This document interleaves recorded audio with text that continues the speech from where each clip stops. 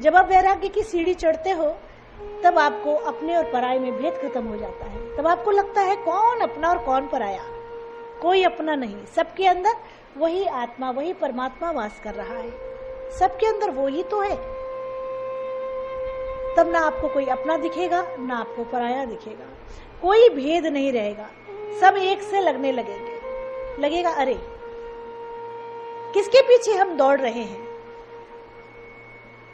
जिसके पीछे आप दौड़ रहे हो और आपके वक्त पड़ने पर जब वो आपका साथ नहीं देता तो आपको टीस लगती है, आपको दर्द होता है।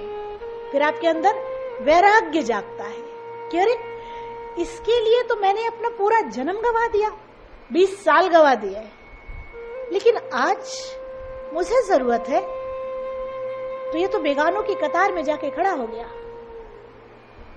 क्या इसके लिए मैंने 20 साल गवा दिए? उसी समय आपके अंदर एक वैराग्य जागृत होता है। आप प्रभु को धन्यवाद करते हुए, हे मालिक शुक्राने कि मेरी आंख खोल दी। चलो 20 ही साल बाद खोली, लेकिन खोल तो दी। अभी जो समय बचा है उसमें कमाई करें। कौन सी कमाई? नेक कमाई। कैसी नेक कमाई? जो उस ओर जाती हो, शरीर से कर्म करते हुए। कौन से कर्म? सुकर्म।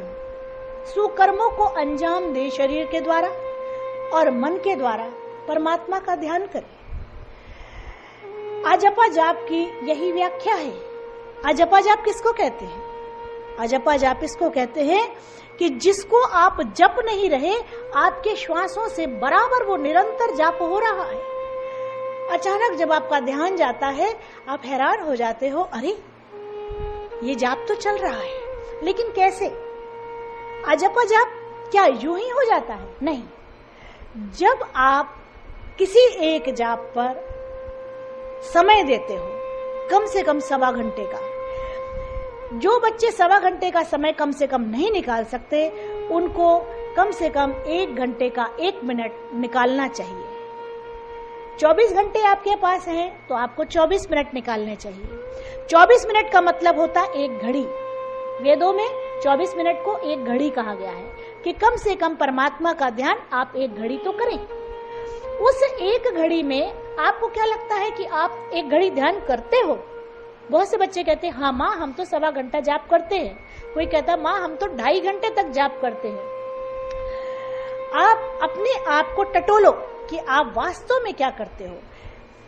जो जाप निर्विचार होता है, जिस जाप में आपका विचार नहीं होता, आप मानसिक तरफ से कहीं और हैं, शरीर की तरफ से कहीं और हैं और मन से कहीं और हैं, तो वो जाप नहीं है। जो जाप निर्विचार होता है, जितने पल होता है उतने पल आप परमात्मा के शरण में हैं और उसकी लौ से आपकी लौ लगी हुई है।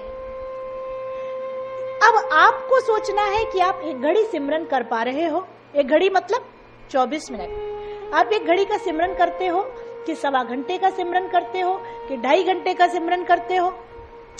जितनी देर आप निर्विचार हो उतनी देर आपने भगवान के श्री चरणों में आपने जाप किया और उसी का आपको लाभ मिलता है।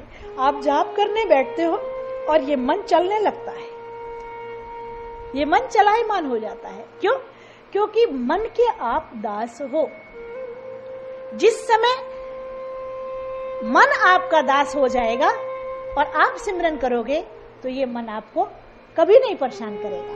नमो गुरुदेव तुझको नमो नमः।